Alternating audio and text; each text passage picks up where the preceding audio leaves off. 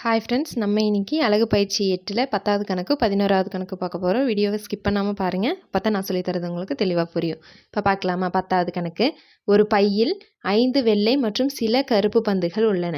பையிலிருந்து கருப்பு பந்து கிடைப்பதற்கான நிகழ்தகவானது வெள்ளை பந்து கிடைப்பதற்கான நிகழ்தகவை போல் 2 மடங்கு எனில் கருப்பு பந்துகளின் எண்ணிக்கையை காண்க அப்படின்னு கேட்டிருக்காங்க. சரியா? அதாவது ஒரு பையில் 5 வெள்ளை பந்து இருக்குது, சில கருப்பு பந்துன்னு தான் கொடுத்துருக்காங்க, இத்தனைன்னு கொடுக்கல.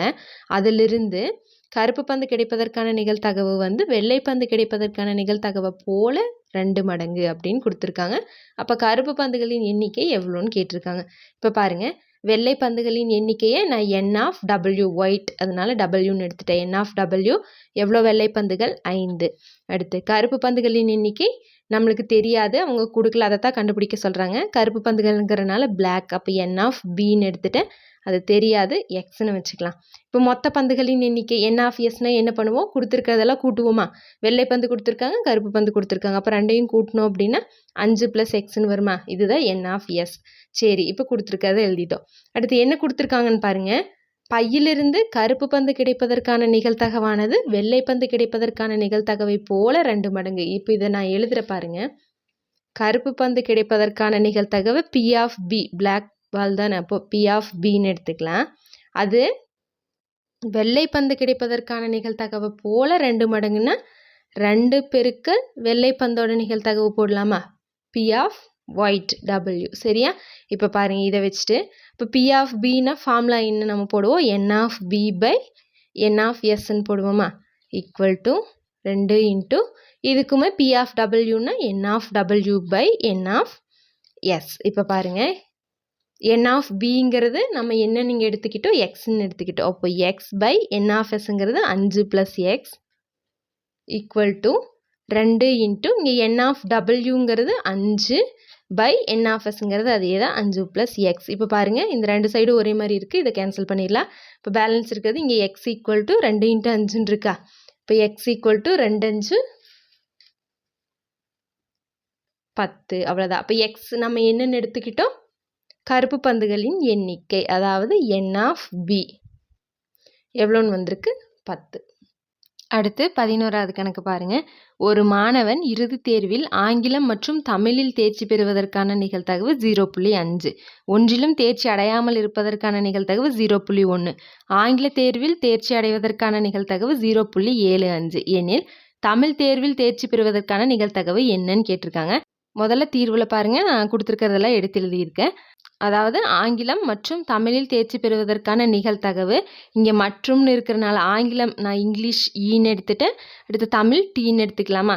இப்போ அதில் மற்றும் ஆங்கிலம் மற்றும் தமிழில் தேர்ச்சி பெறுவதற்கான நிகழ்தகவு, மற்றும்னா நம்ம என்ன பண்ணுவோம்? வெட்டுன்னு போடுவோமா?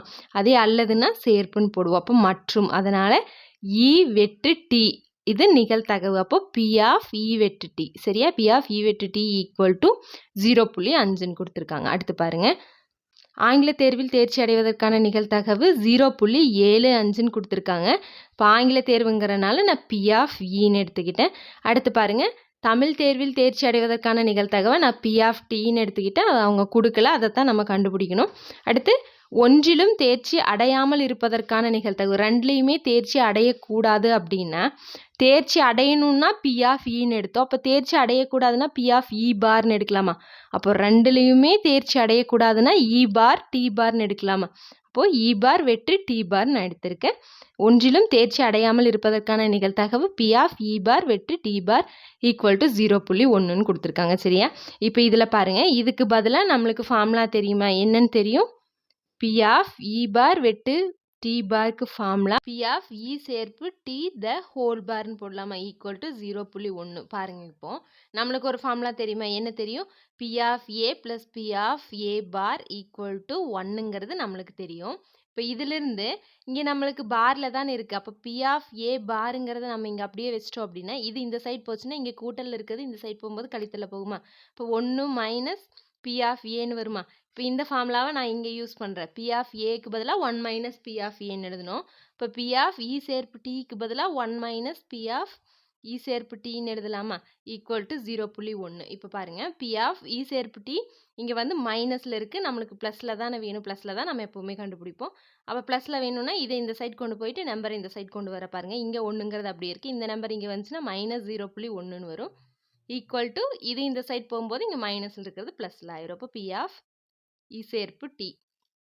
இப்போ பாருங்கள் 1லேருந்து 0.1 கழிச்சிட்டோம்னா 0.9 equal to P of E சேர்ப்பு டி. அதாவது பி ஆஃப் இ சேர்ப்பு டீயோட வேல்யூ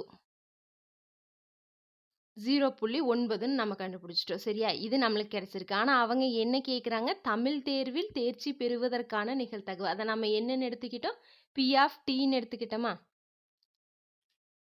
தமிழ் தேர்வில்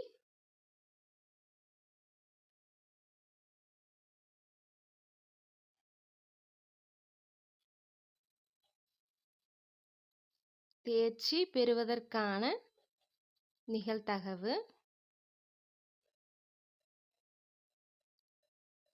ஃபார்முலா நம்ம யூஸ் பண்ணலாமா. அதாவது பி ஆஃப் இ சேர்ப்பு D equal to P of E plus P of D minus P of E வெட்டு டி. இதுதான் ஃபார்முலாவா. இப்போ இதில் நம்மளுக்கு தெரிஞ்சதெல்லாம் போட்டோம் அப்படின்னா தெரியாத பி ஆஃப் டிங்கிறது கிடச்சிரும். இப்போ பி ஆஃப் இ சேர்ப்பு டிங்கிறது நம்ம மேலே கண்டுபிடிச்சோம் என்னென்னு 0.9 ஈக்குவல் டு பி ஆஃப் இங்கிறது அவங்களே கொடுத்துருந்தாங்க 0.75. பி ஆஃப் டி தெரியாது, நம்ம அதை அப்படியே வச்சுக்கலாம்.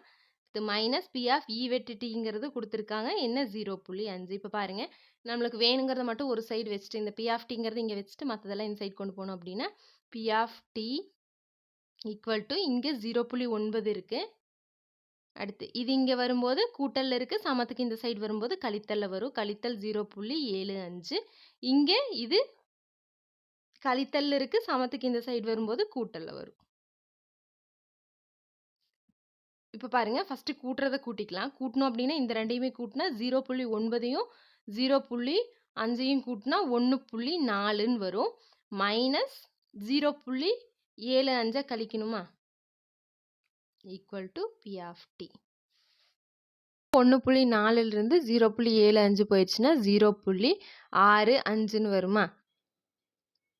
B of D P of D equal to 0.65ன்னு வருது. அதாவது நம்மளுக்கு புக் பேக்கில் ஆன்சர் வந்து பின்னத்தில் கொடுத்துருக்காங்க. அதனால் நம்ம என்ன பண்ணலாம் அப்படின்னா இதை பின்னமாக மாற்றலாம். பாருங்கள் இது என்ன அர்த்தம், பி ஆஃப் டி வந்து 0.65 அப்படின்னா இப்படி எழுதலாமா இதையே. கரெக்டாக இந்த ரெண்டுமே ஒன்று தானே. அதாவது கீழே 100ன்னு இருந்ததுன்னா 2 0 இருக்குது, அதனால் 0.2 ஸ்தானம் தள்ளி உள்ளே போகும். உள்ளே போகும்போது அப்போ 0.65ன்னு வருமா. இப்போ இதைத்தான் நான் இப்படி எழுதியிருக்கேன். ஓகேவா. இப்போ அவங்க பின்னமாக கொடுத்துருக்காங்க, அதனால் நான் பின்னமாக எழுதியிருக்கேன். இப்போ இதை கேன்சல் பண்ணிடலாம். பாருங்கள் 5ஆம் வாய்ப்பாட்டில் கேன்சல் பண்ணோம் அப்படின்னா 10ல் 2 5 10 0க்கு 0. அதே மாதிரி இதை 5ஆம் வாய்ப்பாட்டில் கேன்சல் பண்ணால் 6ல் 1 5 5ன்னு வரும். மிச்சம் 1 இருக்குது, அந்த 1 இங்கே முன்னாடி கொடுத்தா 15ல் 3 5 15. அப்போ 13/20. ஓகேவா. ஓகே ஃப்ரெண்ட்ஸ், நம்ம சேனலில் போடுற வீடியோஸ் உங்களுக்கு ஈஸியாக இருக்குது அப்படின்னா கண்டிப்பாக நம்ம சேனலை சப்ஸ்கிரைப் பண்ணிவிட்டு பெல் ஐக்கான் கொடுத்து வச்சுக்கோங்க. அப்படியே உங்கள் ஃப்ரெண்ட்ஸ்க்கு ஷேர் பண்ணுங்கள். தேங்க்யூ.